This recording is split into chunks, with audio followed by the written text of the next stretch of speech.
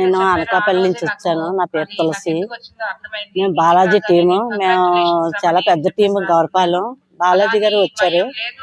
మేము అక్కడి నుంచి పెద్ద టీము ఉండి ప్రతి సంవత్సరం చిన్నపాకులు, కాయగూరలు, దండి కాయగూరలు డొనేషన్ చాలా డబ్బులు కలెక్ట్ చేసి ఇక్కడ పంపిస్తాము.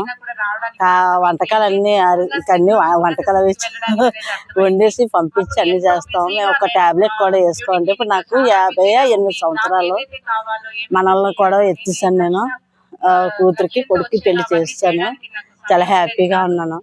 కానీ ఇక్కడికి వచ్చాక ఇది చేయడం వల్ల ఇంకా చాలా తేలిగ్గా ఉంది.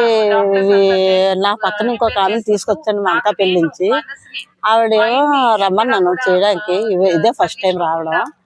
ఆవిడ అన్నది ఇదేంటి తులసి, నాకు ఇది బరువుగా అయిపోయి ఇలా ఉంది ఏంటంటే, అమ్మాయి చాలా శక్తివంతమైనది, నువ్వు లేవకో చెయ్యి అని చెప్పేసి అన్నాను.